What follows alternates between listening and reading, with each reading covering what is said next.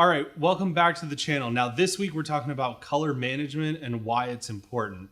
Now, to be honest, this is a topic that most people usually tend to skim over, and that's because it's highly technical in nature, and it can also lead you down some pretty deep rabbit holes. Now, in looking back, I actually did a video a while ago showing the difference between resolve color management and using color space transform. I'll link that video up in the cards as well if you want to go watch that one after you watch this one. But what I realized in looking back at that is that I never actually covered what it is and why it's important. So my job in this video is going to be telling you what color management actually is, why it's important, and why you should have a knowledge of it at any level of filmmaking, whether you're just starting or all the way at the top. First up though, if you haven't done so already, please hit the subscribe button down below and hit the like button and share this video. It helps me out a tremendous amount. And also, this year, we're going to be doing a lot more lives and things like that, so make sure you're subscribed for all that great content. Weekly videos, of course, go up all about filmmaking and editing and color grading, so make sure you stick around for that. All right, so let's start out with the basics. Now, out there in filmmaking, we've got a lot of different cameras that are capturing images with a lot of different codecs and at different standards that then have to be handed off to editorial, to VFX, and to color grading, and so on. Now, these cameras come in all sorts of formats, and they also record at all sorts of different color bit depths, and they also record at a different information rate as well. Then you have an editor or a colorist who's working with their own monitor that's hopefully been calibrated, but that has its own set of color properties that it can show as well. And then to top it all off, we have all sorts of different formats that you're actually mastering to in order to deliver. This could be anything like Rec. 709 for most HD TV and internet videos. We're talking DCI P3 for anything cinema projection, or Netflix standards, for example. And then now we have new standards coming in like Rec. 2020, which is being used for HDR color grading.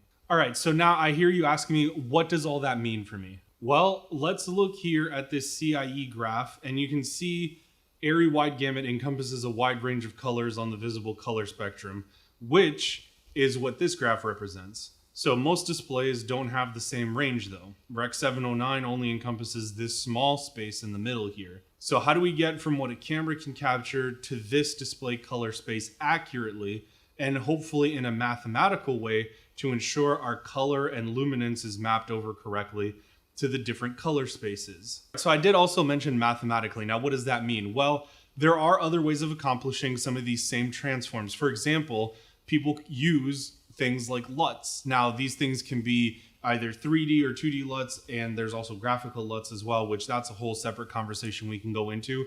But I'll just say, not all Luts are created equally. So if you don't have a Lut that's been, for example, stress tested and put up against spaces, developed in a way that includes like color science and mathematics, for example, then I'll just say not all Luts are created equal. We'll just say that. So that means that if not all Luts are created equal and it hasn't actually been tested for the kind of work that you're planning on doing, then you can run into a lot of trouble with them. For example, it could easily break your image, things couldn't translate properly between color spaces, and Luts really aren't meant to handle that kind of transform anyway, which is why in Resolve we can do it mathematically through things like color management or color space transforms. Not only do these techniques do it accurately in a mathematical way, but it also results in a non-destructive way of working where you can ensure that you're not affecting your log footage in any way, but you can then transform into all the different deliverables that you'll probably have to come up with at the end. That's where color management comes into play. Simply defined, the purpose of color management is to ensure that color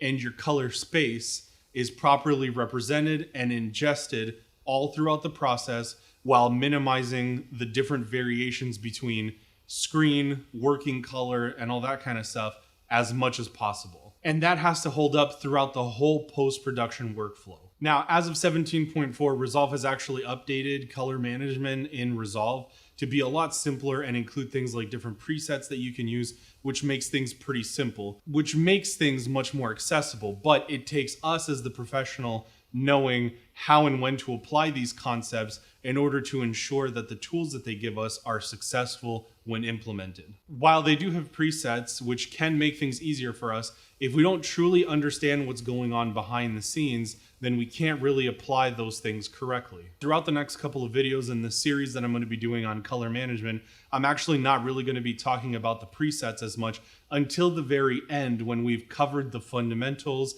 and what's actually happening behind the scenes that leads us to a proper color managed workflow. That means that a lot of what you'll see me doing in Resolve, for example, is going to be manual color space transforms. So that way we can see step by step where we came from and where we're headed and how that plays into the whole pipeline. Now, I actually also kind of forgot to mention, but like on bigger productions, for example, you're going to be working with a lot of vendors and different people that are working in color spaces as well. What does that mean for us? That means that not only does our output color space transform need to be correct, but also our working color space, the space where we actually do our color grading, needs to be consistent as well. So if we look at this diagram here from the actual Resolve reference manual, we can see the steps illustrated. Your source media and your input color space will come from your camera. It then gets transformed into your timeline color space or working color space, where your grade will go as well. It then finally gets transformed again to your output color space, which is encoded when you deliver your final output. Now, this is a very simple illustration, but it shows the point.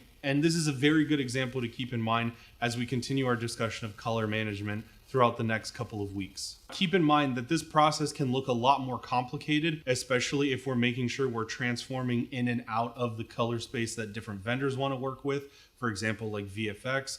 Or it can look a lot simpler if you're just color managing your own videos to put on YouTube, for example. Now, looking at Resolve, we're going to be working to demystify these concepts and get you familiar with color management and what the pipeline looks like and what that means for you. But just keep in mind, like I said, that I'll be showing you a very manual process of doing things so that we understand the underlying concepts before we let the software take over some aspects for us, if we want to work that way. That means in project settings, we'll be in DaVinci YRGB, which essentially means Resolve will not be handling any part of the color management for us. So that way we get to make all of the choices and understand what's going on behind the scenes. I think that's where we're going to leave it for this video. Obviously, highly technical, and there's a lot of terms that you probably weren't familiar with, especially if you're just looking into color management for the first time. But trust me, that's going to get easier with time and by digging into these concepts. This is also the foundation that you're going to need for a topic that I've wanted to introduce for a while now,